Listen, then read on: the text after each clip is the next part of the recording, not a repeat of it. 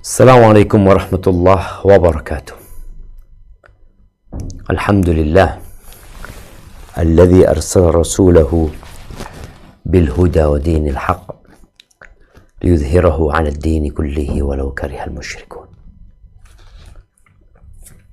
Segala puji bagi Allah Jalla Jalaluh yang mengutus Rasulnya dengan petunjuk dan agama yang benar, agar Allah memenangkan agamanya di atas seluruh agama, meskipun orang-orang musyrikin membenci hal itu. Allahumma salli wa sallim ala abdika wa rasulika sayyidina wa maulana Muhammadin wa ala alihi wa ashabihi ajma'in. Amma ba'd. Jamaah rahimakumullah, Allah akan memenangkan agamanya. Akan tetapi umat Islam harus berjuang, mengorbankan segala yang dia miliki. Kita mengkaji perjalanan dakwah ini. Bagaimana Rasulullah sallallahu alaihi wasallam 13 tahun di kota Mekkah Al-Mukarramah, kemudian hijrah menuju ke kota Madinah. Di kota Madinah pun mereka terus berjuang dan berkorban. Sampai pada tahun ketiga Hijriah terjadi perang Uhud. Yang terjadi di bulan Syawal, seperti bulan yang kita berada di dalamnya sekarang. Kekuatan itu tidak imbang. 700 melawan 3000. Akan tetapi Allah akan memenangkan agamanya. In yansurkumullah fala ghaliba lakum. Apabila Allah menolong kalian, maka tiada satu pun yang dapat mengalahkan kalian. Wa yakhzulkum faman dzalladzi yansurukum min ba'di wa 'alallahi falyatawakkalul mu'minun. Tapi kalau Allah meninggalkan kalian, tidak memberikan pertolongan kepada kalian, maka siapa yang dapat memenangkan kalian? Nggak ada. Dan kepada Allah lah hendaklah orang-orang beriman itu bertawakal, menyerahkan semuanya kepada Pencipta. Di perang Uhud ini Allah berikan kemenangan kepada umat Islam yang jumlahnya hanya 700 melawan 3000. Tapi itu di babak pertama, di ronde pertama. Innamal a'mal bil khawatim. Amalan itu tergantung penutupnya. Apabila seorang di awal menang tapi di akhir kalah, ya terhitung dia kalah. Tapi kalau di awal dia kalah, di akhir dia menang, maka disebut dia menang. Orang-orang musyrikin kalah di ronde pertama. Putaran pertama mereka hancur. Bahkan bagaimana Abu Dujanah dapat membelah barisan kaum musyrikin sampai ke ujung barisan, di mana ada wanita-wanita dan perempuan-perempuan musyrikin menyorakin pasukan mereka. Ini menunjukkan Allah telah berikan kemenangan kepada mereka. Akan tetapi di saat sebagian besar pasukan pemanah mengabaikan arahan Nabi alaihi salatu wassalam, mereka sudah mendapat amaran untuk tidak turun dalam posisi umat Islam menang atau kalah. Ternyata mereka turun. Ketika seorang bermaksiat, maka Allah murka. Makanya tadi kalau Allah tidak menolong kalian, tidak membantu kalian, kalian mau cari pertolongan di mana? Kalian mau teriak-teriak kemana? Barakallahu fiik. Kita akan lanjutkan cerita. Di saat para pemanah turun, Khalid bin Walid yang telah berusaha berulang kali untuk menyerang dari belakang dan tidak pernah berhasil, dikarenakan ada pemanah-pemanah yang siap siaga untuk memanah ya. Tapi tatkala mereka turun, maka Khalid tidak membiarkan kesempatan itu berlalu begitu saja.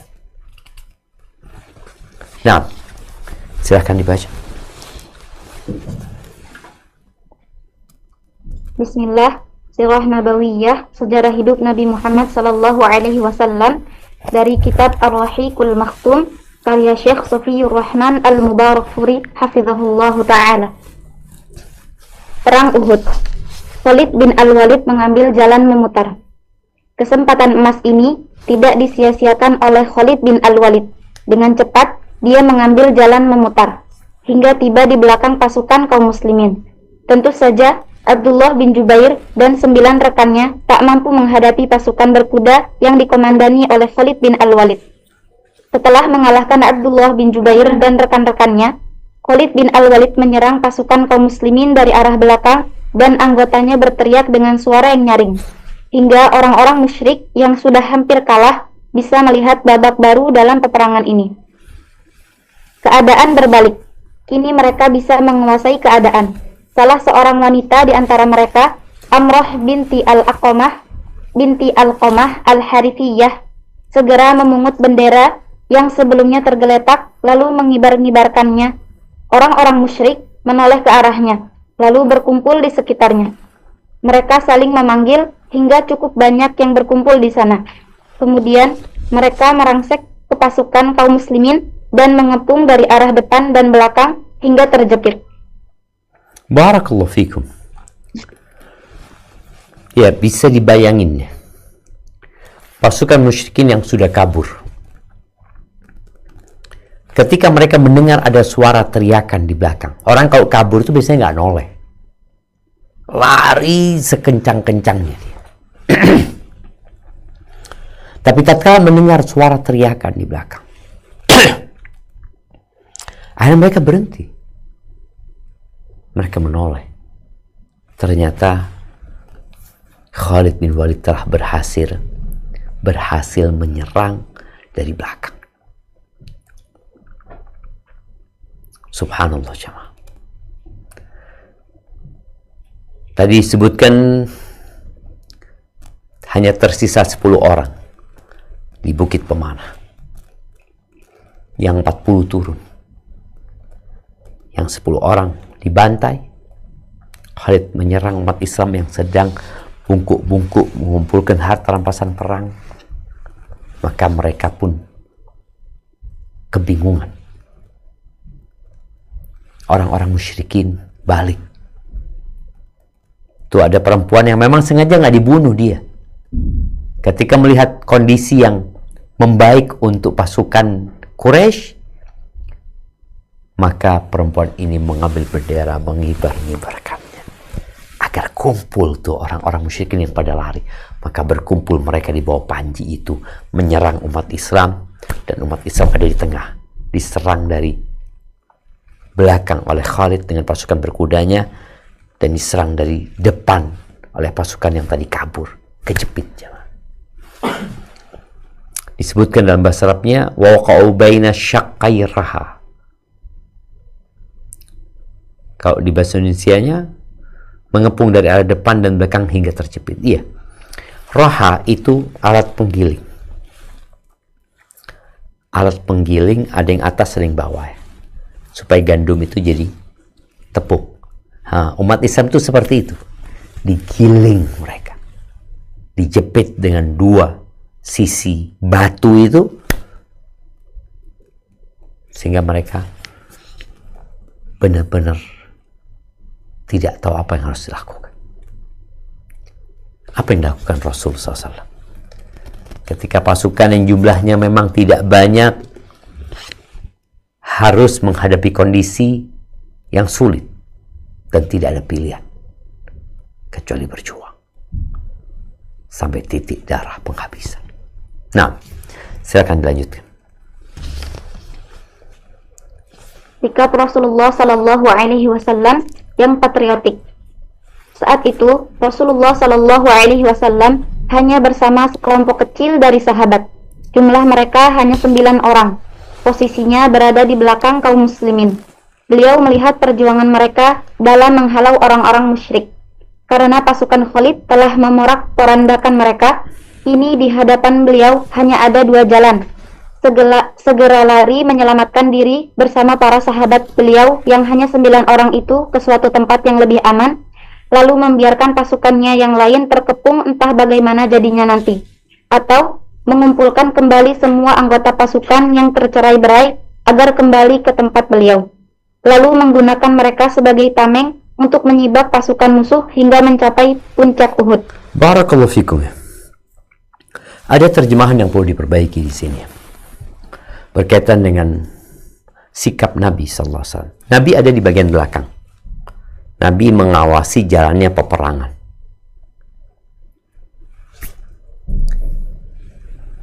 Pasukan pemanah ada di belakangnya lagi. Jadi subhanallah, pada saat Nabi SAW mengawasi perjuangan kaum muslimin menghalau kaum musyrikin, di sini terjemahannya karena pasukan Khalid, karena diganti. Tiba-tiba diganti dengan tiba-tiba pasukan Khalid telah memorak-porandakan mereka. Gimana ya? Seperti orang yang sedang melihat mungkin domba-domba yang mengusir kawanan kambing, umpamanya. Tahu-tahu datang serigala aja menerkam dari belakang. Dan kambing-kambing itu berbalik arah menyerang ini domba. Nabi alaihissalam sebutkan di sini, beliau hanya ada dua pilihan bersama 9 orang tadi. Pilihan yang pertama, menyelamatkan diri dengan 9 orang ini, mencari tempat yang aman. Pasukannya udah dibiarin, sudah diserang dari segala arah itu. Ya mungkin mereka semua akan menjalani takdirnya masing-masingnya.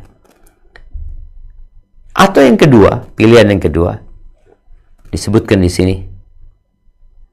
Pilihan yang kedua, mengumpulkan kembali semua anggota pasukan yang tercerai-berai agar kembali ke tempat beliau. Artinya sekarang 9 orang ini bisa selamat, atau mereka tetap di tempat itu lalu mereka mengumpulkan pasukan untuk dapat melawan dengan sisa tenaga dan energi yang ada. Lalu disebutkan di sini, sehingga paling tidak bersama pasukannya itu bisa mundur menuju ke Uhud, menyelamatkan diri dari jepitan tadi. Jadi kalau ada orang kejepit ya, nih, kalau bicara ada kejepit, ini orang kejepit, posisinya dia harus mundur atau maju ke depan. Dan Nabi SAW memilih mundur karena memang Jabal Uhud ada di belakang gitu loh. Kalau mereka maju ke depan berarti mereka lari menuju ke kota Madinah. Maka Nabi SAW mengumpulkan mereka untuk dapat mundur, bertahan menuju ke Uhud, naik ke atas. Karena kalau di atas kan paling tidak musuh di bawah mereka tidak bisa dengan dengan sembarangan menyerang. Baik, tafadhal.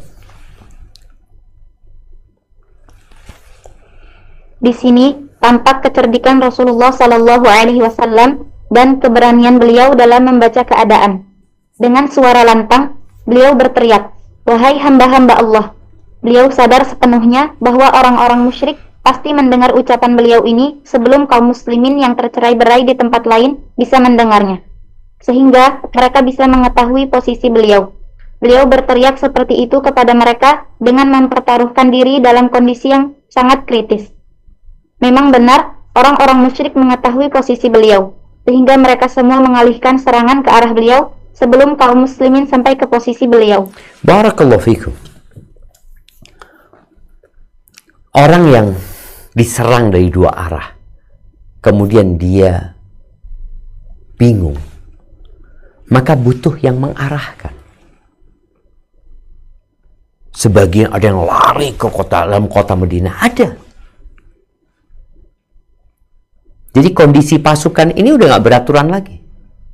Karena mereka memang tadi 40 orang yang turun dari Jabal Rumah. Mereka turun bukan untuk perang. Untuk mengumpulkan harta rampasan perang. Tahu-tahu diserang dari belakang. Maka mereka semua bercerai-berai. Butuh ada yang mengumpulkan mereka. Maka Nabi SAW dengan keberaniannya dan taufik dari Allah tentunya, beliau dengan suara lantang berteriak mengatakan, Ibadallah, Ibadallah, wahai hamba-hamba Allah. Itu sahabat tahu dengan suara Nabi SAW. Cuma yang jadi masalah, orang musyrik juga dengar suara Nabi SAW. Jadi di satu sisi beliau ingin memberitahu kepada kaum muslimin agar mereka menuju kepada beliau, tapi orang musyrikin juga akan menuju kepada beliau. Tapi karena musyrikin menuju kepada beliau, sahabat akhirnya ya bisa lebih mudah menuju kepada Nabi SAW. Dan ini benar-benar mempertaruhkan nyawa. Sebagian kita tatkala di kondisi sulit yang dia pikirkan menyelamatkan dirinya sendiri. Tapi orang-orang yang bertakwa, dia berpikir bagaimana bersama teman-temannya dia selamat, bukan sendirian. Baik, dilanjutkan. Pasukan kaum muslimin kocar-kacir. Saat pasukan kaum muslimin terjepit, banyak di antara mereka yang hilang kendalinya. Tidak ada yang dipikirkan kecuali keselamatan diri sendiri. Mereka lari dan meninggalkan kancah pertempuran. Mereka tidak tahu apa yang terjadi di belakang mereka setelah itu. Bahkan, di antara mereka ada yang kembali ke Madinah. Bagian yang lain melarikan diri ke atas gunung dan sebagian lagi berbaur dengan orang-orang musyrik. Dua pasukan saling bercampur baur dan sulit dibeda-bedakan. Sehingga tak jarang orang muslim yang menyerang sesama muslim lainnya. Baik, lihat ini jemaah. Jadi kondisi ketika seorang bingung, maka kadangkala dia mengambil tindakan yang tidak seharusnya dia lakukan. Ada yang lari ke dalam kota, ada yang lari ke gunung, ada yang kaget kemudian bercampur aduk dengan orang-orang musyrikin dan mereka tidak bisa membedakan mana yang muslim, mana yang kafir, karena kita tahu dulu nggak ada seragam ya yang dipakai oleh mereka. Dan ya, ujian dari Allah benar-benar besar. Dan kita tahu masuk surga itu tidak mudah. Maka buat kita yang hidup di masa damai, hendaklah berusaha untuk lebih semangat menyampaikan agama Allah dan mengamalkannya. Baik, Imam Bukhari meriwayatkan. Al-Bukhari meriwayatkan dari Aisyah yang menuturkan, pada saat perang Uhud, orang-orang musyrik mengalami kekalahan yang nyata. Kemudian ada iblis yang berteriak, "Wahai hamba-hamba Allah, waspadailah orang-orang di belakang kalian." Keadaan menjadi berbalik dan mereka bercampur baur. Hudzaifah segera menyadari hal ini. Dia yang waktu itu bersama ayahnya, Al-Yaman, berteriak-teriak, "Wahai hamba-hamba Allah, dia adalah ayahku." Dia khawatir ayahnya menjadi korban salah sasaran. Namun, tak ada orang yang menghalangi mereka ketika mereka membunuh ayahnya. Akhirnya, Hudzaifah hanya bisa berkata, "Semoga Allah mengampuni kalian." Urwah mengatakan, "Demi Allah, Hudzaifah setelah itu selalu mendapatkan kebaikan hingga ia dipanggil oleh Allah." Barakallahu fikum. Ini diantara yang tadi disebutkan, bahwa sebagian umat Islam membunuh umat Islam lainnya karena udah nggak tahu ini lawan atau kawan. Hudzaifah bin Yaman bagaimana melihat ayahnya mau diserang sama umat Islam dan akhirnya terbunuh ayahnya. Yang menarik jemaah, di perang Uhud ternyata iblis juga hadir. Sebagaimana di perang Badar dia juga hadir, iblis. Iblis ini benar-benar tidak menginginkan Islam ini menyebar luas. Yang dia inginkan bagaimana Rasulullah SAW tewas ketika mau hijrah. Nabi SAW, iblis juga hadir, ikut bermusyawarah dengan penampilan seperti orang tua dari Najd. Ketika perang Badar dia juga hadir, ikut perang. Bagaimana memotivasi orang-orang musyrikin untuk terus membunuh umat Islam. Tapi karena Allah berikan kekalahan, iblis pun kabur ya. Melihat malaikat-malaikat turun. Ketika perang Uhud, iblis juga hadir. Bagaimana tatkala orang-orang musyrikin sudah kabur, iblis teriak. Jadi kalau dikatakan pasukan Khalid bin Walid juga ada yang berteriak. Ternyata di riwayat Imam Bukhari, iblis pun ada. Yang dia mengatakan, "Ai ibadullah ukhrakum." Lihat belakang kalian, belakang kalian. Ini kan mereka udah lari. Suruh lihat belakang. Lihat belakang, ternyata Khalid sudah berhasil menyerang dari belakang. Maka kemudian mereka menjepit pasukan umat Islam. Sehingga tadi sebagian sahabat ada yang dibunuh oleh sahabat lainnya tanpa mereka menyadari. Udah bingung. Bikinnya musuh, pokoknya yang dia lihat di depannya dia serang. Barakallahu fikum. Nah, lanjutkan. Peristiwa tersebut terjadi saat barisan menjadi kacau balau dan keadaan sudah tidak terkendali lagi. Mereka tidak tahu harus menghadap kemana. Saat keadaan seperti itu, tiba-tiba ada seseorang yang berteriak, "Muhammad telah terbunuh." Mental kaum muslimin seketika itu menjadi anjlok dan semangat mereka menjadi hilang. Atau tepatnya semangat itu hampir tak ada yang tersisa di dalam hati kebanyakan orang muslim. Pertempuran terhenti dan banyak di antara mereka yang meletakkan senjata. Bagian lain ada yang berpikir untuk berhubungan dengan Abdullah bin Ubay, pemimpin orang-orang munafik, dengan tujuan mencari perlindungan dirinya dari serangan Abu Sufyan. Barakallahu fikum. Udah dalam kondisi yang tidak menentu. Mereka tidak lagi tahu mana lawan, mana kawan. Mereka perang mau menghadap kemana ini bingung. Kan biasanya perang itu melawan musuh ya di depan gitu. Yang lawan kita yang di depan kita. Tapi tatkala diserang dari depan dan belakang, mereka bingung yang mana yang lawan kita ini. Dalam posisi kebingungan itu, tahu-tahu ada tambahan ujian dari Allah buat mereka. Ada teriakan yang mengatakan, "Inna Muhammadan qad qutil." Sallallahu alaihi wasallam. Sesungguhnya Nabi Muhammad telah terbunuh. Itu yang awalnya masih semangat langsung lemes jemaah. Maka disebutkan berhenti perang itu jemaah. Ada jeda. Mereka berhenti. Ada sebagian yang melemparkan pedangnya, senjatanya. Ada sebagian berpikir, kayaknya kita perlu ngobrol sama Abdullah bin Ubay bin Salul, pentolan orang munafikin yang gak ikut perang Uhud, yang dia membawa 300 pasukan untuk memisahkan diri dari pasukan Nabi SAW. Mereka berpikir, kayaknya kita perlu minta pertolongan Abdullah bin Ubay untuk meminta jaminan keamanan kepada Abu Sufyan. Jadi ketika orang takut, cemas, itu memang nggak boleh mengambil keputusan. Karena biasanya keputusannya tidak tepat. Tapi itulah yang mereka pikirkan. Nah, lanjutkan. Anas bin An-Nadr melewati kaum muslimin yang telah meletakkan tangannya seraya bertanya, Nah, apa yang meletakkan tangannya ini diganti ya. Ya meletakkan, melemparkan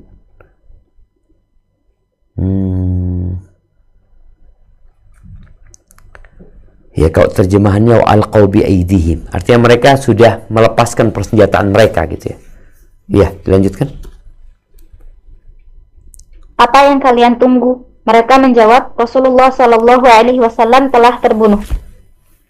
Apa yang kalian perbuat dengan kehidupan ini sepeninggalnya? Bangkitlah dan matilah seperti matinya Rasulullah Shallallahu Alaihi Wasallam, kata Anas.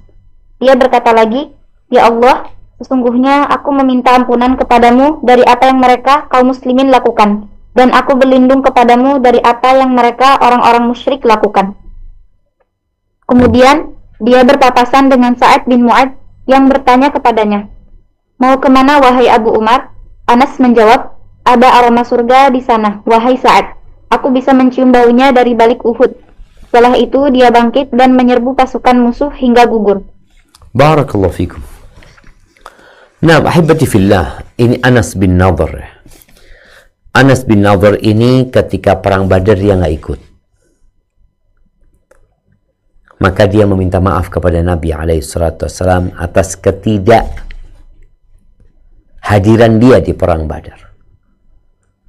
Lalu dia mengatakan, dengan izin Allah, kalau Allah pertemukan dengan musuh, aku akan tunjukkan apa yang Allah akan lihat nantinya. Ini Anas melihat sebagian sahabat itu senjatanya udah lempar, udah diem dia nggak ngapa-ngapain. Ketika Anas melewati mereka, Anas tanya, Matum tadzir, kalian nungguin apa di sini?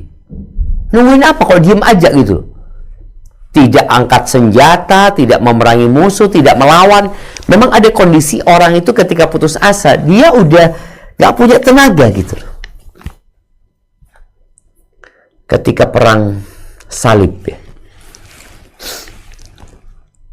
ketika mereka menuju ke Palestina, itu banyak kampung-kampung yang hanya ditaklukkan oleh kesatria-kesatria salib yang jumlahnya nggak banyak, 10 orang, 20 orang. Kok bisa? Karena mereka sudah takut duluan. Mereka udah nggak punya semangat. Maka mereka letakkan senjatanya. Maka Anas bin Nadhr mengatakan kepada mereka, ketika mereka menjawab, sudah dibunuh Rasulullah SAW. Kata Anas, ma tasna'una bil hayat ba'd? Kalau gitu buat apa kita hidup setelah dia? Ya ayo, bangkitlah kalian, matilah kalian, tapi dengan berperang gitu, bukan diam aja nunggu dibantai sama orang-orang musyrikin. Enggak, kalian melawanlah gitu. Akhirnya Anas tetap berjalan menuju ke medan perang, dan dia mengatakan berlepas diri dari perbuatan kaum musyrikin dan perbuatan umat Islam yang tadi yang menyerah mereka. Dan ketika dia ketemu sama Sa'ad bin Mu'adz dan ditanya, mau kemana engkau? Ditanya, Aina ya Aba Umar? Kemana wahai Abu Umar? Anas mengatakan, Wahan lirihil jannah ya Sa'ad. Ya Allah, betapa indahnya, betapa harumnya bau surga ya Sa'ad, kata dia. Inni ajiduhu duna, aku menciumnya di bawah Uhud. Bukan di balik Uhud, tapi di bawah Uhud gitu. Nah, akhirnya dia berperang, menyerbu pasukan musuh hingga tewas. Tapi dilanjutkan bagaimana kondisi Anas bin Nadhr. Setelah peperangan berakhir, tak seorang pun mendapatkan jasadnya, kecuali saudarinya yang bisa mengenalinya pada ujung jarinya. Ternyata tubuhnya terdapat lebih dari 80 luka oleh sabetan pedang, hujaman anak panah, dan tusukan tombak. Barakallahu fikum. Iya, ucapan di sini tak seorang pun mendapatkan jasadnya, bukan mendapatkan ya, tak seorang pun mengenali jasadnya. Nah, jadi kita tahu setelah perang, orang-orang musyrikin itu melakukan mutilasi terhadap umat Islam. Ada yang dibelah perutnya, ada yang dipotong kupingnya, hidungnya, dirusak wajahnya. Mereka melakukan hal-hal yang tidak seharusnya mereka lakukan. Anas bin Nadhr tadi nggak dikenalin sudah. Wajahnya nggak dikenalin. Tubuhnya nggak dikenalin. Dari banyaknya luka tadi. Yang mengenalinya cuma saudarinya. Karena tahu mungkin di ujung jarinya Anas itu ada tanda khusus. Tapi kalau dari sisi wajah dan tubuhnya udah nggak ada yang kenalin. Ini menunjukkan dia berjuang mati-matian dan kaum musyrikin sakit hati dengan perjuangan dia. Sehingga mereka melakukan itu. Barakallahu fiik. Nah, lanjutkan. Thabit bin Ad-Dahdah berseru kepada kaumnya, "Wahai semua orang Ansar, bila Muhammad benar-benar terbunuh, Allah hidup dan tidak mati. Berperanglah atas nama agama kalian, karena Allah akan memenangkan dan menolong kalian." Maka beberapa orang Ansar bangkit bersamanya untuk menghadapi pasukan Khalid bin Al-Walid. Mereka terus berperang hingga Thabit bin Ad-Dahdah dibunuh oleh Khalid dengan tombak. Akhirnya semua rekannya juga gugur. Allahu Akbar. Allahu Akbar. Ini dibutuhkan dalam saat-saat genting orang-orang yang memanggil, orang-orang yang mengomandoi. Soalnya kalau enggak mereka bingung gitu loh, mau kemana gitu loh.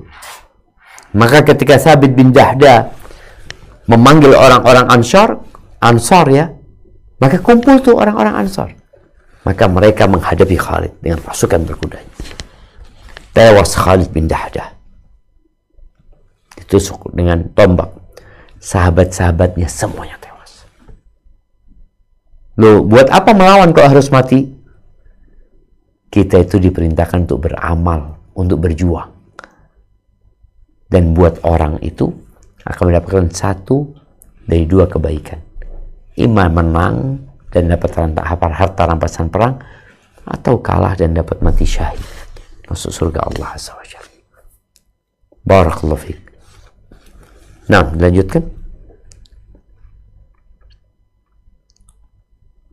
Seorang dari kalangan muhajirin melewati salah seorang Ansor yang sedang berlumuran darah. Dia bertanya, "Wahai Fulan, apakah engkau merasa bahwa Muhammad benar-benar telah terbunuh?" Orang Ansor itu menjawab, "Jika Muhammad telah terbunuh, berarti dia telah sampai ke surga. Maka berperanglah kalian atas nama agama kalian." Dengan kita lihat juga ya, bagaimana sebagian sahabat yang mau mati pun tetap mengobarkan semangat yang lainnya. Nggak ada ceritanya mereka aduh sakit ini itu, enggak. Malah yang darahnya berkucur dengan deras itu memotivasi yang masih hidup untuk terus berjuang. Allahu Akbar jemaah. Itulah orang beriman ya. Yakin bahwa hidup di dunia tidak lama, hanya sementara. Kalau hari ini kita nggak mati, besok pasti mati, pasti mati. Maka bagaimana pastikan matimu dalam kondisi husnul khatimah? Maka sahabat Ansor ini mengatakan, faqatilu an dinikum, berjuanglah kalian membela agama kalian. Barakallahu fiik. Nah, dilanjutkan.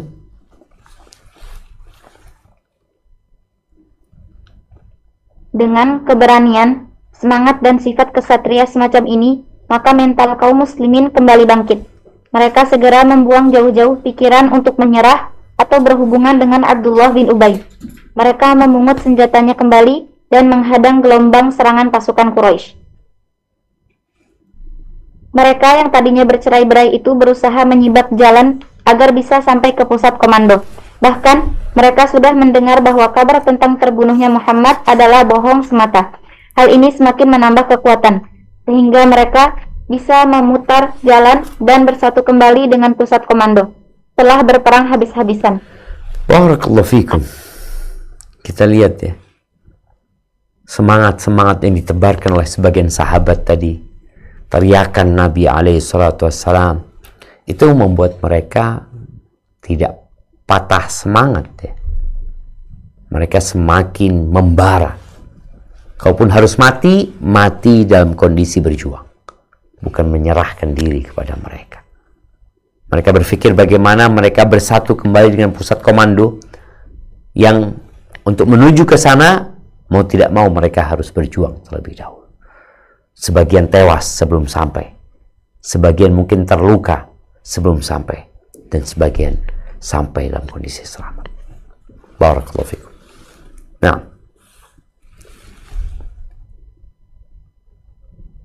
ada kelompok ketiga yang pikiran mereka hanya tertuju kepada keselamatan diri Rasulullah Sallallahu Alaihi Wasallam.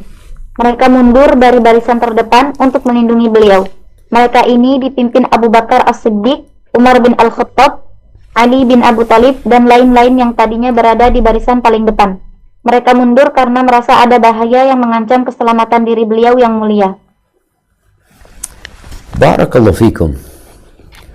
Ya, Abu Bakar As-Siddiq, Umar bin Khattab, ya, Ali bin Abi Thalib, ya, sahabat-sahabat yang senior itu pada waktu peperangan mereka berada di barisan terdepan. Nabi SAW di belakang memberikan arahan. Ketika bagian belakang diserang dan mereka juga melihat bagaimana pasukan Khalid bin Walid, ya, membantai para sahabat, maka yang ada dalam benak mereka adalah Rasulullah SAW. Maka mereka langsung berlari menuju ke belakang demi menyelamatkan Nabi SAW. Karena yang ada dalam benak mereka Rasulullah SAW. Dan alhamdulillah mereka berhasil mencapai posisi Nabi SAW, kemudian merangsek mundur ke Jabal Uhud, ya, yang dengannya mereka yang awalnya ada di depan, lalu mereka ada di belakang, tapi di belakang mereka tetap berada di barisan terdepan. Barakallahu fikum.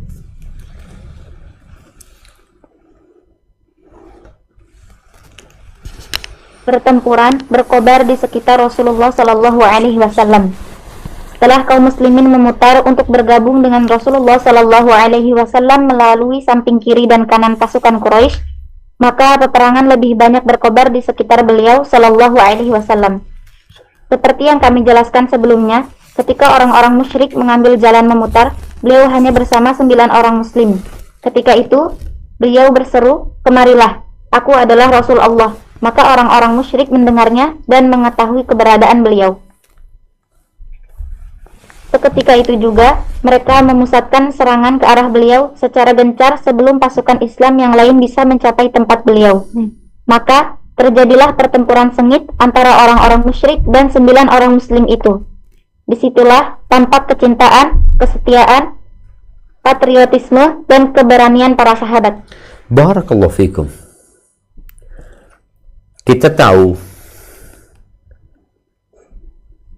dalam peperangan itu kalau pemimpinnya tewas, maka ini menjadi awal kemenangan. Karena biasanya semuanya akan menyerah. Maka orang-orang musyrikin berusaha untuk membunuh Nabi SAW. Sehingga pertempuran yang sengit itu di sekitar Rasulullah SAW. Sedangkan Nabi pada saat itu SAW hanya bersama 9 orang dari sahabat. Ya udah 9 orang bersama Nabi SAW inilah yang membela Nabi mati-matian. Sebelum pasukan yang lain mencapai tempat Rasulullah SAW. Barakallahu fiik. Nah, kemudian Muslim meriwayatkan dari Anas bin Malik bahwa Rasulullah Shallallahu Alaihi Wasallam terpisah bersama 7 orang Ansor dan 2 orang dari kalangan Muhajirin. Saat orang-orang Quraisy melancarkan serangan secara gencar, beliau bersabda, "Siapapun yang melindungi kami, dia masuk surga atau ia akan menjadi pendampingku di surga." Salah seorang dari Ansor maju dan bertempur melawan sekian banyak orang musyrik hingga terbunuh. Lalu orang Ansor lainnya menyusul dan akhirnya 7 orang Ansor tersebut gugur syahid.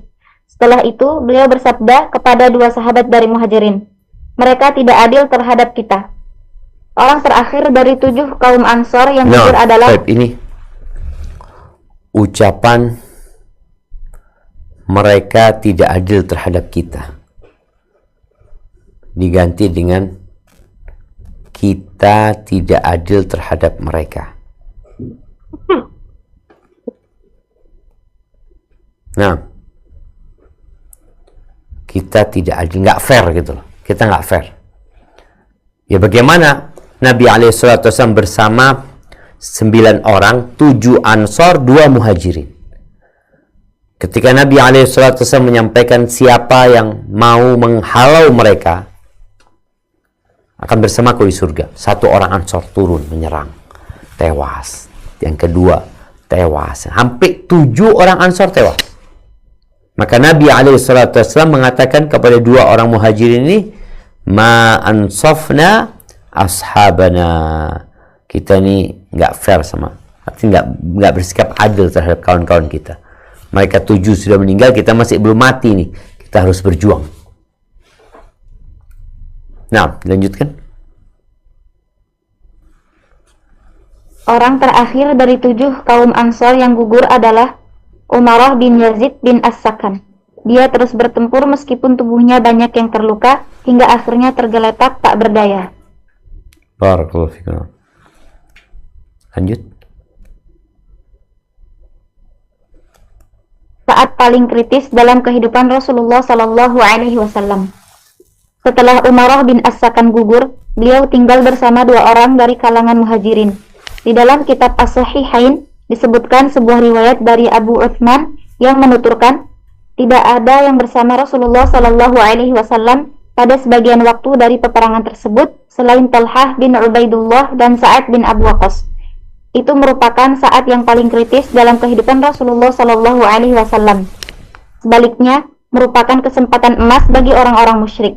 Namun, ternyata kesempatan ini tidak bisa mereka pergunakan dengan baik. Padahal, sejak lama mereka selalu menjadikan beliau sebagai sasaran dan mereka sangat berambisi untuk membunuh beliau.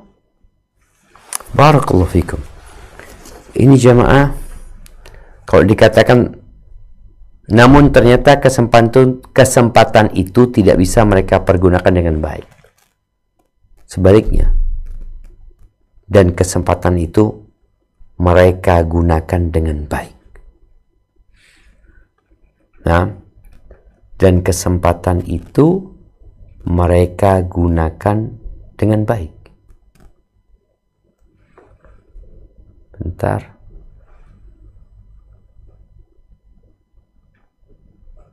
Mereka gunakan dengan baik karena mereka bukan padahal, karena mereka sejak lama mereka selalu menjadikan beliau sebagai sasaran dan mereka sangat berambisi untuk membunuh beliau. Nah, ahibati fillah, ini kesempatan emas buat mereka.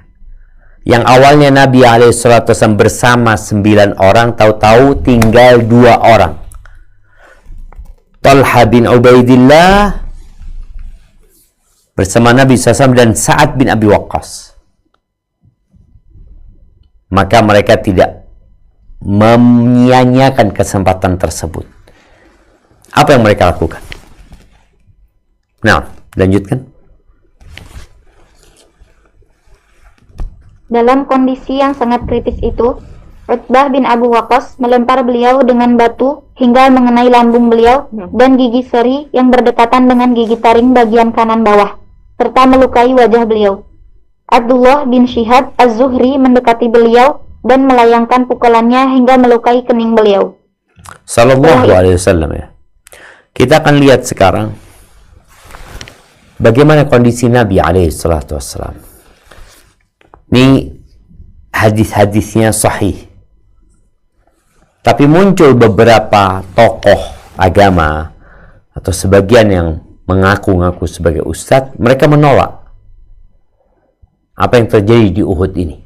Kata dia enggak mungkin Nabi SAW terluka. Oh, Nabi itu bisa mengalahkan musuh dengan meniupnya saja. Kok kemudian Nabi terluka? Lalu Nabi itu manusia biasa, sallallahu alaihi wasallam. Beliau sakit. Beliau juga terluka. Dan itu tidak mengurangi kedudukan beliau di sisi Allah Azza wa Jalla. Dan kita tahu Nabi Yahya disembelih dan dihadiahkan kepalanya kepada pelacur. Mereka bukan orang-orang yang kebal ya, maksudnya, oh nggak mungkin gitu. Loh, kalau Allah mau kenapa nggak mungkin? Dan ini kondisi yang sangat sulit buat Nabi SAW. Beliau dilempar batu sehingga giginya patah, kepalanya juga terluka, sallallahu alaihi wasallam. Dan ada yang memukul beliau. Baik, dilanjutkan.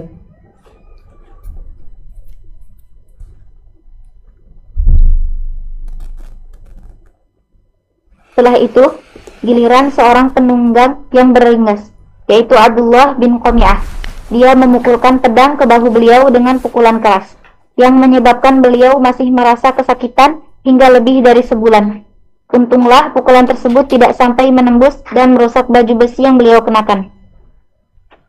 Nah, jadi kalau dipukul, Nabi SAW ditebas dengan pedang. Biasanya orang akan menebas lehernya atau punggungnya atau apa, pundaknya ya. Tebasan itu keras sekali sehingga sebulan penuh Nabi masih merasakan sakit atau trauma dari tebasan pedang itu. Yang tebasan pedang itu tidak menembus ke tubuh Nabi SAW karena Nabi pakai baju besi ya. Baju perang ya, yang terbuat dari besi itu. Dan ini menunjukkan bahwasanya memakai baju besi tidak termasuk menentang takdir Allah, dan tidak juga dikatakan orang itu tidak bertawakal, karena tawakal itu amalan hati. Adapun usaha, ya kita usaha semaksimal mungkin. Nah, dan Nabi SAW pakai baju besi double ya, sehingga tebasan pedang dari Ibn Qami'ah ini tidak menembusnya. Hadza wallahu a'lam bissawab. Nah, lanjut. Setelah itu, ia memukul beliau pada bagian tulang pipi sekeras pukulan yang pertama. Pukulan ini menyebabkan dua mata rantai pengikat topi besi beliau terlepas dan menancap di kening beliau. Abdullah bin Qami'ah mengatakan, "Ambillah barang itu untukmu. Aku adalah Ibnu Qami'ah." Nah, jadi kalau kita lihat bagaimana Ibn Qami'ah ini, yang namanya sebenarnya bagus ya, Abdullah Ibn Qami'ah, menyerang Nabi SAW ya. Pedangnya dipukulkan ke bahunya, ke bahu Nabi SAW. Kemudian setelah itu dia memukul beliau pada bagian tulang pipi, pukul ya pipi Nabi SAW. Pukulan itu menyebabkan dua mata rantai pengikat. Jadi kalau bisa dilihat, mungkin bisa ditampakkan helm besi yang pakai rantai ya di pipinya. Jadi helm besi, mereka dulu ada yang kayak helm besi terus ada rantai penutup, rantai-rantai yang menutup wajahnya. Dan Nabi pakai baju besi tadi. Nabi dipukul bahunya, kemudian dipukul pipinya Nabi SAW, sampai itu gelang-gelang rantai itu kan nyampung seperti ini.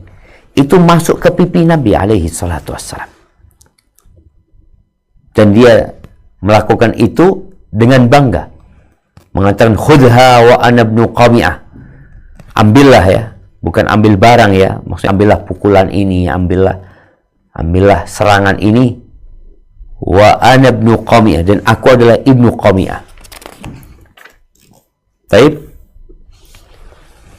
lanjutkan. Belum dapat tentu. Hah? Mana yang pakai rantai, yang helm terus ada rantainya di pipinya?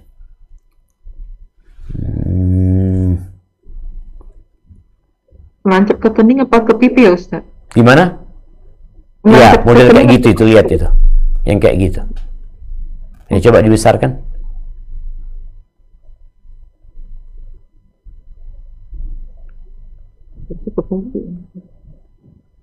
Iya, model kayak gini ya. Kita lihat itu ada rantai-rantainya di pipinya. Nah, seperti itu. Itu dipukul di bahunya Nabi SAW, kemudian ditebas di pipinya, yang menyebabkan gelang-gelang itu masuk ke pipi Nabi SAW. Ada 2 yang masuk ke pipi Rasulullah Sallallahu Alaihi Wasallam. Kemudian dilanjutkan. Sambil mengusap darah di kening, beliau Sallallahu Alaihi Wasallam bersabda, "Aku ma'akallah, semoga Allah menghinakan dirimu." Ya, ketika dia mengatakan Ibn Qami'ah, maka Nabi SAW mengatakan, "Aku ma'akallah," ya. "Aku ma'akallah, semoga Allah menghinakan dirimu." Ahibati fillah, kita bisa melihat ya bagaimana perjuangan Nabi alaihi salatu wassalam menegakkan agama Allah ini. Kita nggak perlu berdarah-darah sekarang ini. Kita nggak perlu terluka, kita nggak perlu sampai cacat seumur hidup ya. Nabi SAW patah gigi serinya. Alaihissalam dilempar batu Nabi SAW, ditebas dengan pedang.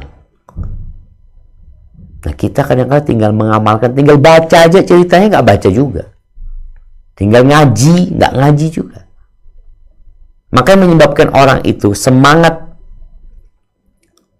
perjuangannya melemah karena dia terbiasa dengan kenyamanan, sehingga untuk berjuang udah males. Orang itu kalau biasa dimanja, akhirnya dia sulit untuk berlelah-lelah. Maka bersyukurlah orang-orang yang diletakkan di posisi yang dia di sana berjuang, dan ketika engkau berada di posisi nyaman, cepat keluar dari zona nyaman tersebut. Ada banyak hal yang bisa kita kerjakan dalam menegakkan agama Allah ini. Barakallahu fiik. Nah,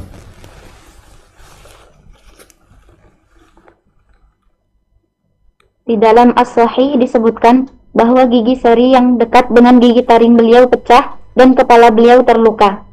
Sambil mengusap darah yang mengalir dari lukanya, beliau bersabda, "Bagaimana mungkin suatu kaum mendapat keberuntungan jika mereka melukai wajah Rasulnya Shallallahu Alaihi Wasallam dan memecahkan gigi serinya?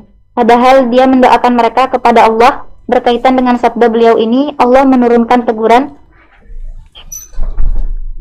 "Laisa laka minal amri syai'un aw yatuba 'alaihim aw yu'adzibahum fa innahum zalimun." Tak ada sedikit pun campur tanganmu dalam urusan mereka itu. Apakah Allah menerima taubat mereka atau mengadab mereka? Karena sesungguhnya mereka itu orang-orang yang zalim. Quran Surat Al-Imran ayat 128. Dalam riwayat At-Tabrani disebutkan beliau bersabda saat itu, "Amat besar kemarahan Allah terhadap suatu kaum yang membuat wajah Rasulnya berdarah." Setelah diam sejenak, beliau bersabda lagi, "Ya Allah, ampunilah kaumku, karena sesungguhnya mereka tidak mengetahui." Hal yang sama juga disebutkan dalam Sahih Muslim. Beliau bersabda, "Ya Rabbi, ampunilah kaumku, karena sesungguhnya mereka tidak mengetahui." Di dalam kitab Asy-Syifa karya Al-Qadiyat disebutkan bahwa beliau berdoa, "Ya Allah, berikanlah petunjuk kepada kaumku, karena sesungguhnya mereka tidak mengetahui." Barakallahu fikum. Ya, ada terjemahan yang perlu diperbaikin ya. Di atas, di alinea kedua ya, di baris ke-5, padahal dia mendoakan mereka kepada Allah, bukan mendoakan, padahal beliau mendakwain mereka, bukan mendoakan tapi mendakwain ya, mendakwain atau menyeru mereka kepada Allah. Iya, Nabi terluka wajahnya, bagaimana kerasnya pukulan pedang itu ya. Terus gigi seri Nabi patah yang dekat gigi taring itu. Apa kayak tumpul gitu ya. Bukan lepas, enggak. Sallallahu alaihi wasallam. Kemudian Nabi sempat berkata bagaimana mereka akan beruntung gitu. Tapi ternyata Allah berikan teguran, enggak, urusannya bukan di tanganmu. Urusannya di tangan Allah Azza wa Jalla. Allah bisa mengadab mereka, Allah bisa memberikan taubat kepada mereka ya. Tapi mereka memang orang-orang zalim, nggak bisa diragukan gitu. Yang akhirnya Nabi SAW ya, beliau berdoa agar Allah mengampuni kaumnya. Tidak lagi beliau mempertanyakan keberuntungan mereka, Gimana mereka mau beruntung, mereka melukai nabinya. Nabi SAW mendoakan mereka, Allahumma gfir li qaumi, atau Rabbi gfir li qaumi fa innahum la ya'lamun. Mereka nggak ngerti, Allah ampuni mereka ya Allah ya. Sallallahu alaihi wasallam. Dan di riwayat Asy-Syifa mengatakan, Nabi mengatakan Allahumma hdi qaumi. Kalau sebelumnya Allah ampuni kaumku, kemudian kedua Allahumma hdi qaumi, Allah berikan hidayah kepada kaumku, karena mereka nggak ngerti gitu loh. Mereka melukai Nabi SAW karena mereka nggak tahu kalau Nabi adalah utusan Allah Azza wa Jalla. Berbeda dengan orang-orang Bani Israel, orang-orang Yahudi yang mereka membunuh nabi-nabi mereka. Ketika mereka membunuh Nabi Isa, padahal yang dibunuh bukan Nabi Isa, apa kata mereka? Inna qatalna al-Masih Isa ibn Maryam Rasulullah. Kita telah membunuh Isa putra Maryam yang merupakan utusan Allah Azza wa Jalla. Kalau ini enggak, mereka nggak tahu gitu loh. Sehingga nanti Khalid bin Walid masuk Islam gitu loh. Amr bin As masuk Islam. Ikrimah bin Abu Jahal masuk Islam. Abu Sufyan yang memimpin pasukan itu juga masuk Islam. Tapi peperangan ini kondisinya mereka belum beriman, mereka belum tahu gitu loh. Ketika mereka tahu dan mereka mengimani, mereka memuliakan Nabi alaihi salatu wassalam. Dan dalam kondisi yang kritis seperti ini pun Nabi tetap mendoakan kebaikan buat kaumnya. Barakallahu fiik. Nah, lanjutkan. Tidak dapat diragukan bahwa orang-orang musyrik bermaksud membunuh Rasulullah Shallallahu Alaihi Wasallam. Hanya saja dua sahabat yang menyertai beliau Shallallahu Alaihi Wasallam, Sa'ad bin Abu Waqqas dan Talhah bin Ubaidullah, berjuang dengan segenap keberanian dan patriotisme yang jarang ditemui. Meski hanya berdua saja, Sa'ad bin Abu Waqqas dan Talhah bin Ubaidullah tidak memberikan kesempatan kepada orang-orang musyrik untuk mewujudkan maksudnya. Mereka berdua memang dikenal sebagai pemanah yang ulung di Jazirah Arab. Mereka berdua senantiasa melepaskan anak panah, sehingga bisa menghalau orang-orang musyrik agar menjauh dari Rasulullah Shallallahu Alaihi Wasallam. Beliau membantu mengeluarkan anak panah dari tabungnya, lalu diserahkan kepada Sa'ad bin Abu Waqqas. Seraya bersabda, "Panahlah terus ayah dan ibuku sebagai tebusanmu." Hal ini menunjukkan seberapa jauh sepak terjang Sa'ad, sehingga beliau tidak pernah menyebutkan ayah dan ibu beliau sebagai tebusan selain kepada Sa'ad. Barakallahu fikum. Kita lihat ya, awalnya 9 orang. Kemudian yang 7 meninggal dunia, tinggal 2 orang. Sa'ad bin Abi Waqqas dan Talha bin Ubaidillah. Di situ ucapan Nabi SAW ketika beliau mengatakan, Ma ansafna ashabana. Kita ini nggak fair sama sahabat-sahabat kita. 7 meninggal, kita ya masih dalam kondisi nggak apa-apa. Akhirnya tadi Nabi SAW terluka. Sa'ad bin Abi Waqqas terus berjuang. Talha bin Ubaidillah dengan anak panahnya. Bahkan Nabi SAW memberikan anak panah itu sambil mengatakan kepada Sa'ad, irmi ya Sa'ad fidaka abi wa ummi. Lempar anak panahmu itu, bapak dan ibuku jadi tebusan buat engkau. Ini perjuangan mati-matian karena nggak ada orang lain sudah. Nanti baru akan kumpul sahabat-sahabatnya. Jadi ketika Nabi SAW mengatakan ibadullah, halumma ilayya ibadullah, wahai hamba Allah, kemarilah kalian. Umat Islam dengar, tapi musyrikin dengar duluan. Sehingga sebelum umat Islam mencapai Nabi SAW, musyrikin sudah sampai dulu ke Nabi SAW. Tapi ya itulah takdir Allah Azza wa Jalla yang harus dijalani. Baik, lanjutkan. Tentang Talhah bin Ubaidullah, An-Nasai telah meriwayatkan dari Jabir tentang kisah orang-orang musyrik yang mengepung Rasulullah Shallallahu Alaihi Wasallam yang hanya disertai beberapa orang Ansor. Jabir menuturkan, orang-orang musyrik mengetahui posisi Rasulullah Shallallahu Alaihi Wasallam. Karena itu, beliau Shallallahu Alaihi Wasallam bersabda, bagian siapakah orang-orang itu? Talhah menjawab, bagian saya. Kemudian Jabir menuturkan sepak terjang orang-orang Ansor dan bagaimana mereka gugur satu demi satu seperti yang diriwayatkan oleh Muslim di atas. Setelah semua kaum Ansor yang melindungi Rasulullah Shallallahu Alaihi Wasallam terbunuh, Talhah maju dan bertempur menghadapi 11 orang hingga jari-jari tangannya putus. Dia berkata, "Rasakan kamu." Rasulullah Shallallahu Alaihi Wasallam menyahut, "Andai kata engkau mengucapkan Bismillah, tentu para malaikat akan mengangkat dirimu dan orang-orang bisa melihatmu." Kemudian Allah membuat orang-orang musyrik itu mundur. Nah, lanjutkan. Disebutkan di dalam riwayat Al-Hakim bahwa Thalhah menderita 39 atau 35 luka pada perang Uhud dan jari-jari tangannya putus. Al-Bukhari meriwayatkan dari Qais bin Abu Hazim yang berkata, "Aku melihat jari-jari tangan Thalhah terpotong karena melindungi Nabi Shallallahu Alaihi Wasallam pada perang Uhud." At-Tirmidzi meriwayatkan bahwa saat itu Nabi Shallallahu Alaihi Wasallam bersabda tentang diri Thalhah, "Barang siapa ingin melihat orang mati syahid yang berjalan di muka bumi, hendaklah dia melihat Thalhah bin Ubaidullah." Barakallahu fikum. Baik, jamaah rahimakumullah. Bagaimana Thalhah kalau Sa'ad bin Abi Waqqas dengan anak panahnya, dan Thalhah pun dengan anak panahnya, ketika habis anak panah itu mereka harus terjun dengan pedangnya, dan Thalhah maju ke depan untuk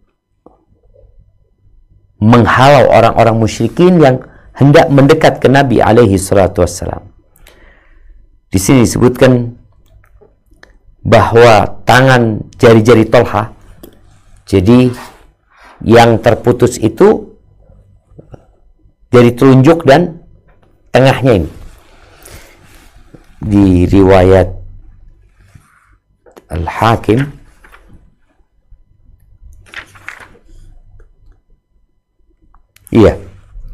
disebutkan dalam riwayat Al-Hakim bahwa Thalhah menderita 39 atau 35 luka pada perang Uhud dan jari-jari tangannya putus. Ada tambahan di riwayat aslinya disebutkan Ai-Sabbaba wallati taliha, jari telunjuk dan yang sebelahnya. Jari telunjuk dan yang sebelahnya.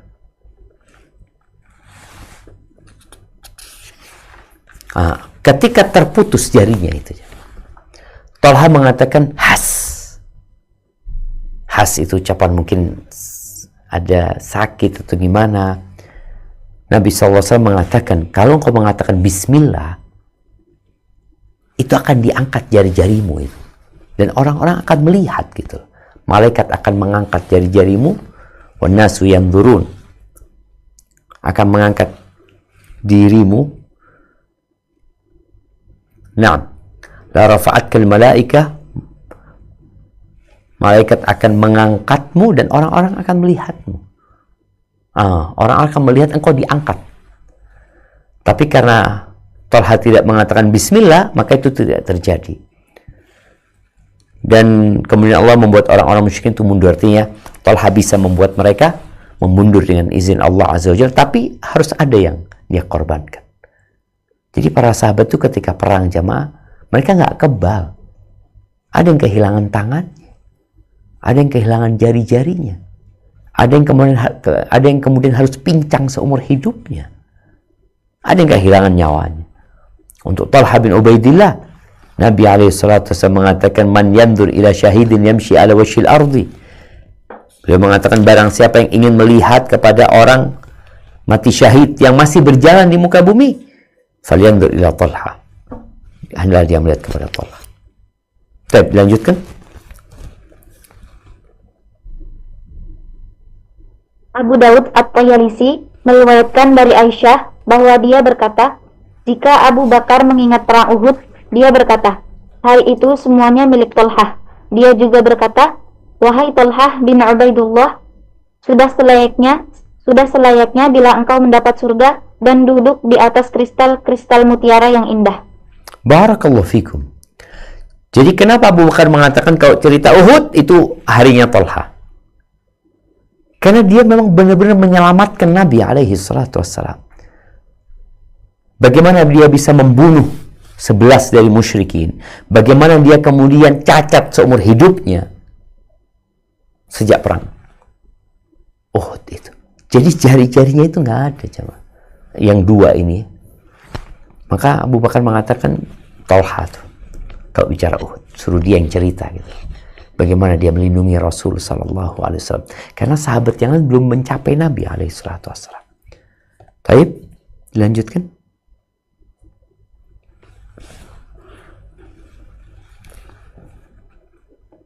Pada saat yang sangat kritis itu, Allah menurunkan pertolongan secara gaib. Di dalam As-Sahihain disebutkan riwayat dari Sa'ad yang menuturkan, aku melihat Rasulullah Shallallahu Alaihi Wasallam pada perang Uhud bersama 2 orang yang bertempur dengan gigih dan mengenakan pakaian berwarna putih. 2 orang itu tidak pernah kulihat sebelum maupun sesudah itu. Dalam sebuah riwayat disebutkan bahwa 2 orang itu adalah malaikat Jibril dan Mikail. Allahu Akbar. Allah Azza wa Jalla mengatakan, Am hasibtum an tadkhulul jannah. Apakah kalian mengira kalian bisa masuk surga? Walamma ya'tikum mathalul ladzina khalau min qablikum. Massathumul ba'sa wad-dharra wa zulzilu. Kalian mengira kalian bisa masuk surga. Padahal kalian belum ditimpa seperti apa yang menimpa orang-orang sebelum kalian. Mereka ditimpa kelaparan, ditimpa penyakit, ya, ditimpa bala, wazul zilu, dikoyahkan, digoncangkan keimanan mereka, diuji hati mereka. Hatta yaqular rasul, sampai Rasul dan orang-orang beriman berkata, mata nasrullah, kapan pertolongan Allah turun gitu. Kita lihat bagaimana para sahabat Nabi ketika digencet dari depan dan belakang, kemudian mereka bercerai-berai. Nabi SAW berada di posisi yang diserang oleh orang musyrikin, ya. Tewas beberapa sahabat, banyak sahabat yang meninggal dunia.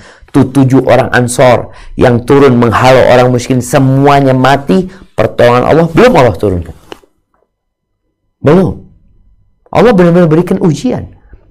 Nabi SAW ditebas di bahunya, pipinya bagaimana gelang-gelang besi masuk ke pipinya, giginya patah alaihissalam. Allah belum turunkan pertolongan. Allah berikan ujian. Baru Allah turunkan Jibril dan Mikail.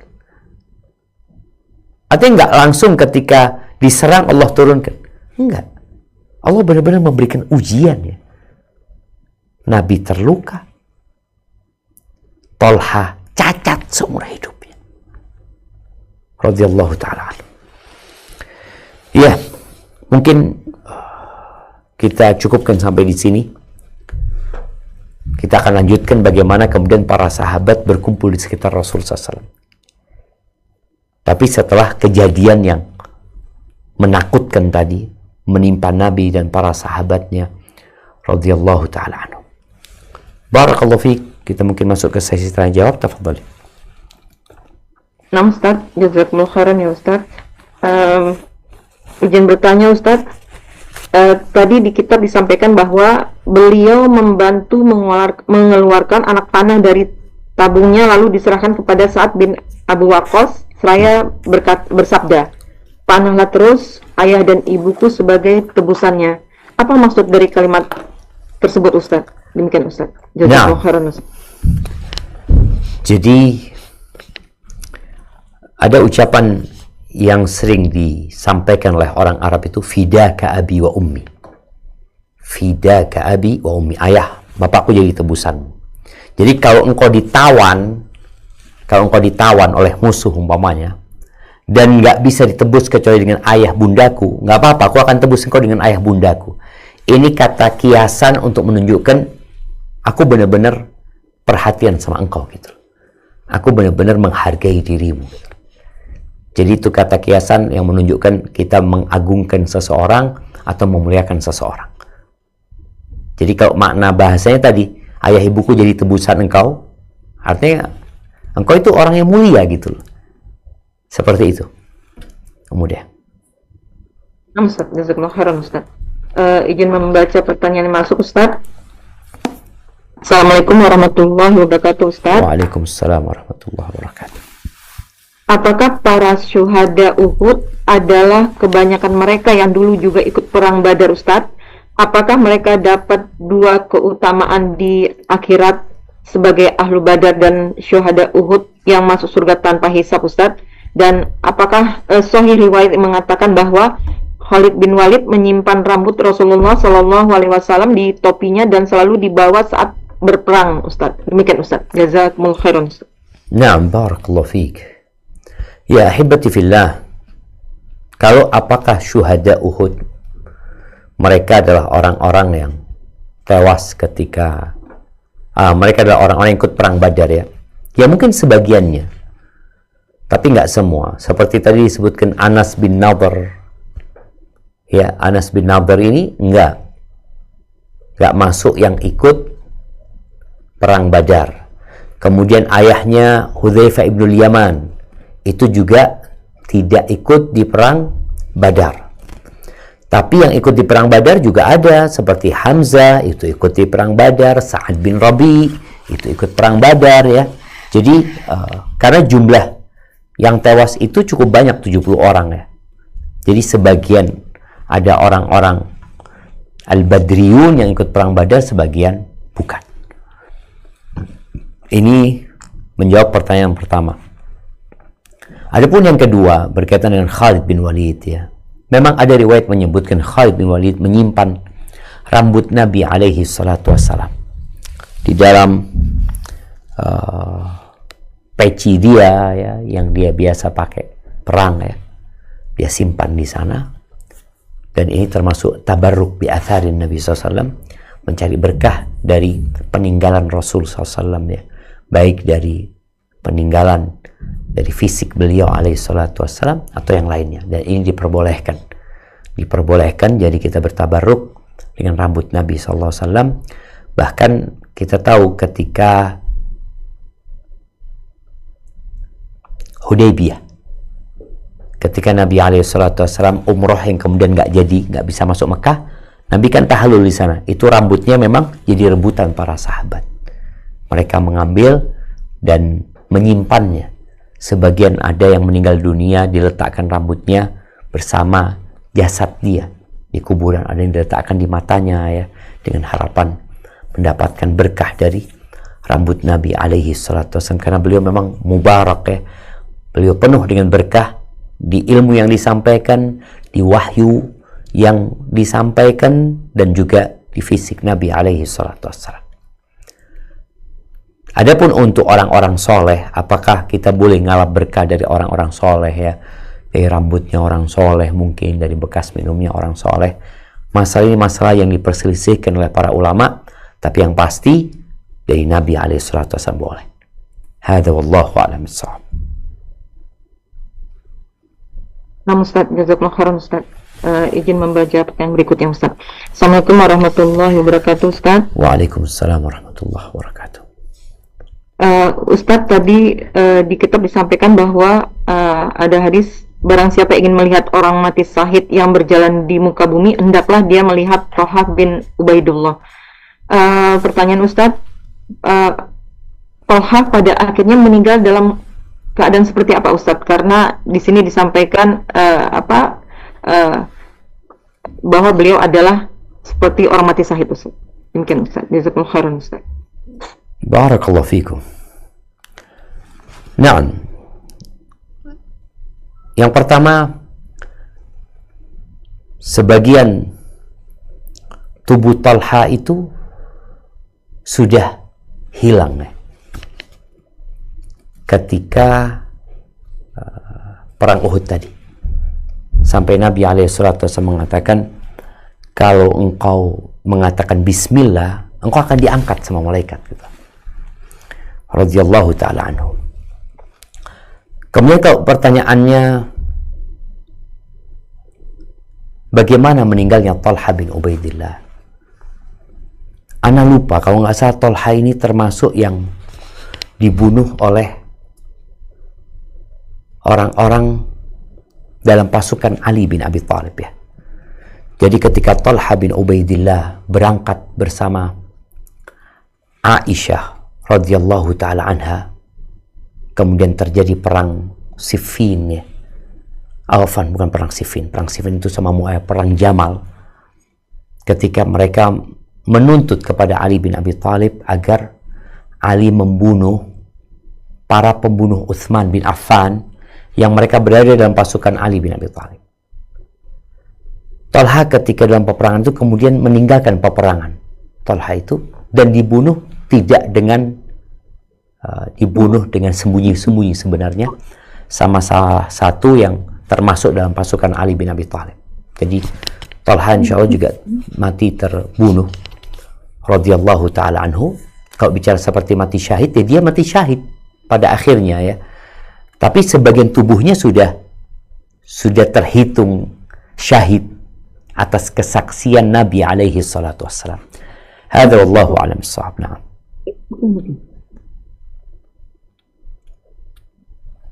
Nah, Ustaz, jazakumullah khairan Ustaz. Izin membaca pertanyaan berikutnya Ustaz. Na'am.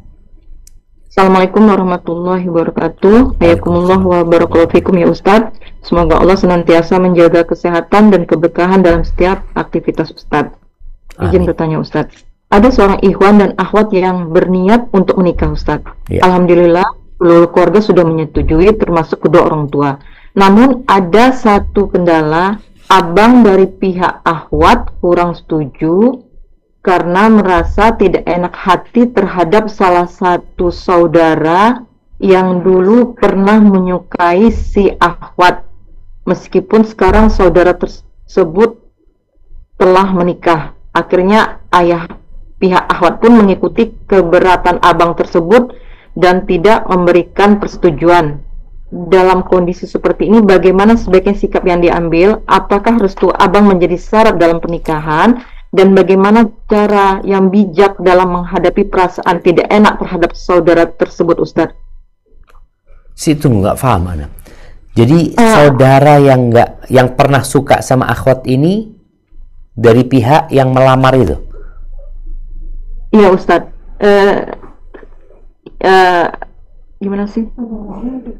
Kayak sepertinya Ustaz kan akhwat ini ada abangnya Ustaz ya. Akhwat ini ada abangnya ini pernah menyukai Saudara akhwatnya.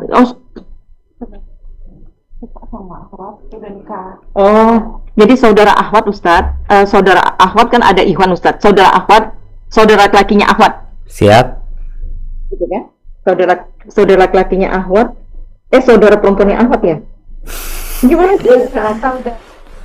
Kan berarti keluarganya, pihak keluarga yang keluarga. Bukan kakak adik Ustaz. Jadi apa namanya? Masih keluarga lah itu Ustaz. Itu yang ya coba dibacakan lagi. Bacakan lagi. Ya. Ada seorang ikhwan dan akhwat yang berniat menikah. Oke. Alhamdulillah seluruh keluarga sudah menyetujui termasuk kedua orang tua. Namun ada satu kendala. Abang dari pihak akhwat abang dari pihak akhwat kurang setuju. Karena merasa tidak enak hati terhadap salah satu saudara yang dulu pernah menyukai si akhwat. Nah, saudara ini siapa? Salah satu saudara ini maksudnya siapa?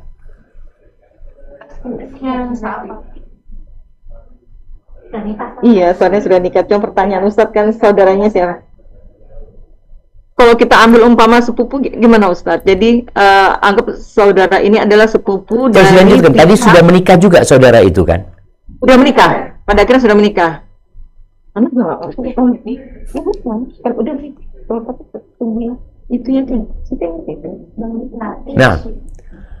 Nah, keberatannya itu karena apa? Itu yang anak ingin tahu ya. Keberatannya itu karena apa sebenarnya? Baik, mungkin gini. Sekarang kalau memang abangnya si akhwat ini kurang setuju, baik, perlu ngobrol. Kurang setujunya itu karena apa gitu loh. Kalau karena si ikhwan ini kurang baik, karena si ikhwan ini bermasalah, ini bisa menjadi bahan pertimbangan buat keluarga. Karena kan keluarga merasa ini orang sudah baik gitu loh, tapi si abang enggak, aku tahu tentang dia gitu loh, dia punya masalah gitu loh. Silahkan diflorkan. Si ikhwat katakan, oke, abang coba disampaikan kepada keluarga ini. Keberatannya itu karena apa gitu. Kalau ternyata nggak ada masalah sebenarnya karena pernah suka, kemudian si ternyata itu ikhwan sudah menikah ya, ya nggak ada alasan untuk tidak menyetujui. Kalau pertanyaan apakah persetujuan abang diperlukan, nggak diperlukan sama sekali. Yang diperlukan adalah walinya. Cuma sekarang ini walinya kan nggak mau, gara-gara si abang ini. Jadi wali yang akan menikahkan ayah yang awalnya setuju jadi nggak setuju. Maka sikap yang perlu dilakukan adalah mencari tahu sebab keberatan tadi. Apakah keberatan itu memang akan berdampak kepada pernikahan ini? Karena kan harapannya pernikahan ini sakinah, mawaddah, dan rahmah nanti. Kalau maksa nikah, ada cerita masa lalu yang boleh merusak, lebih baik jangan gitu loh. Tapi kalau insya Allah enggak, ya nggak ada alasan. Maka sikapnya tinggal duduk sama ayah, panggil si abang, kemudian musyawarah.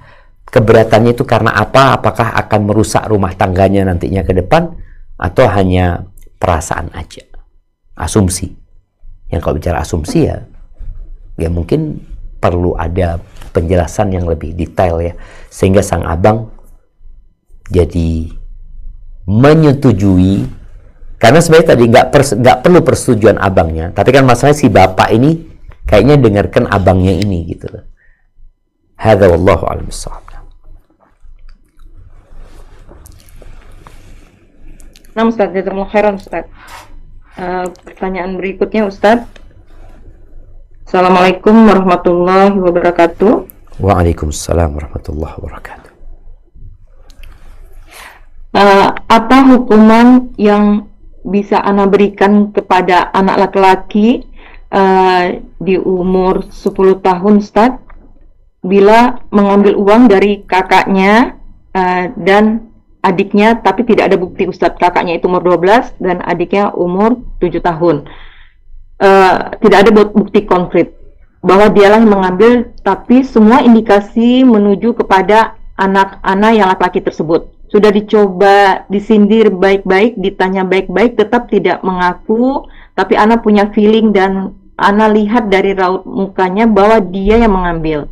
Bagaimana solusinya untuk hal tersebut agar tidak terulang kembali efek jera buat si anak? Hukuman apa yang dapat Ana berikan sesuai dengan syariat untuk anak-anak tersebut, Ustaz? Demikian, Ustaz. Jazakumullah khairan. Barakallahu fiik. Jangan dihukum. Karena memang belum terbukti ya.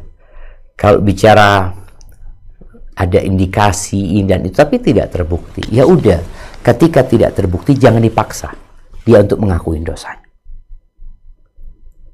Sekarang sikap yang harus diambil adalah bagaimana menanamkan keimanan di diri dia.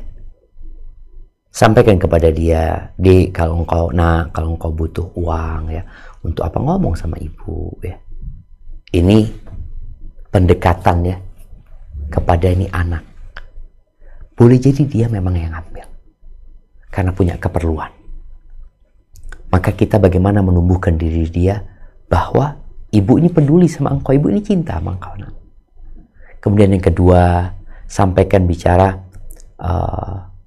ketika seorang mengambil milik orang lain ya, nggak akan diberkahin dia gitu loh. Artinya dia punya kebutuhan gara-gara dia ngambil punya orang lain, jangan gitu loh.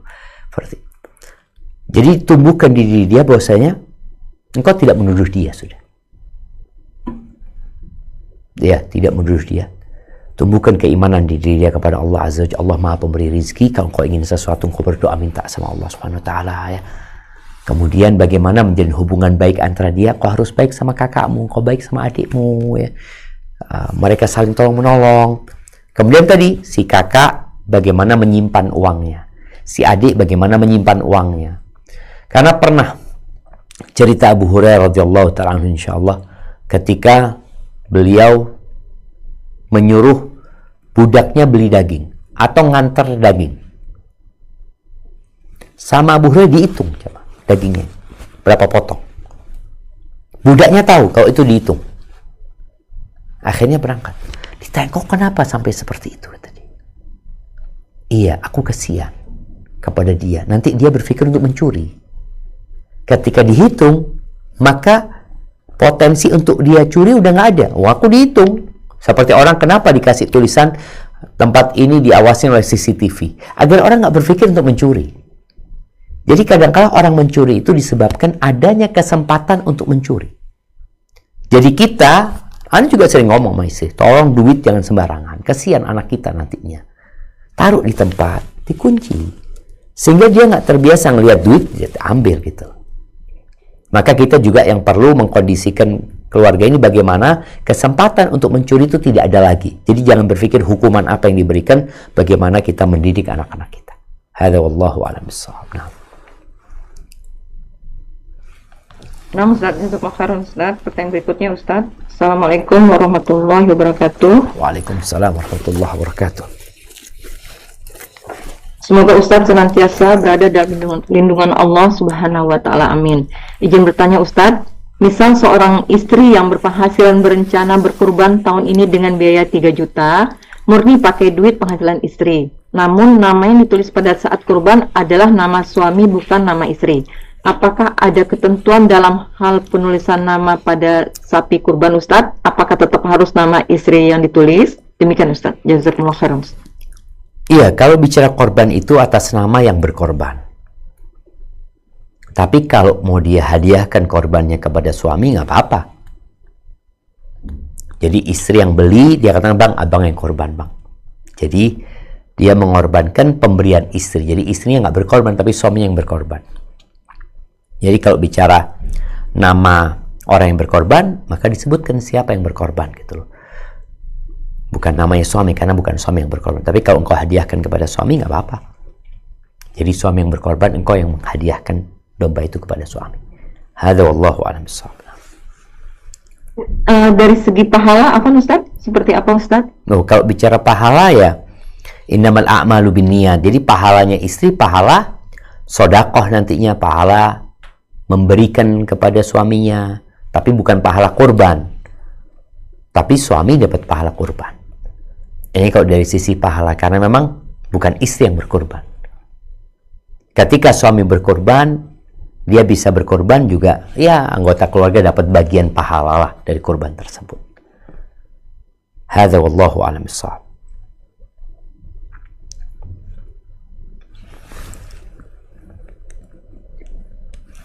Ustaz, ada pertanyaan Ustaz berkaitan dengan kurban Ustaz. Ya. Bagaimana kita berkorban atas nama yang meninggal Ustaz? Demikian Ustaz. Baik, barakallahu fiik. Berkaitan dengan berkorban atas nama orang yang meninggal dunia.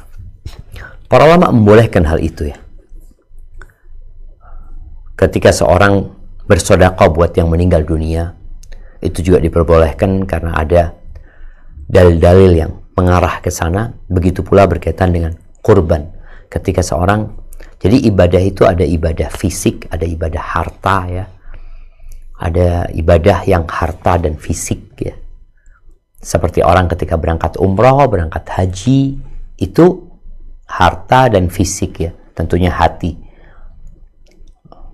Maka kita diperbolehkan mengumrahkan orang yang meninggal dunia, menghajikan orang yang meninggal dunia, bersedekah atas nama orang yang meninggal dunia diperbolehkan. Begitu pula dengan kurban diperbolehkan, tapi jangan sampai kita nggak kurban, yang kurban bapak kita yang sudah meninggal dunia, engkau berkorbanlah gitu loh. Karena Syekh bin Utsaimin rahimahullahu ta'ala menyampaikan, dulu ada kondisi orang itu nggak pernah korban buat yang hidup. Jadi yang hidup itu korban buat yang meninggal. Hukum asalnya engkau yang berkorban. Ketika engkau berkorban dan engkau punya kelebihan harta, silahkan untuk berkorban buat yang meninggal dunia. Semoga Allah menerima. Barakallahu fiik, itu sepertinya menjadi pertanyaan penutup kita pada pertemuan kita kali ini. Semoga apa yang kita pelajari hari ini membakar semangat kita untuk menegakkan agama Allah ini, dan ketahuilah surga itu mahal dan dibutuhkan perjuangan berat dan pengorbanan besar. Semoga Allah mematikan kita husnul khatimah. Subhanakallahumma bihamdika asyhadu an la ilaha illa anta astaghfiruka wa atubu ilaik. Wassalamualaikum warahmatullahi wabarakatuh.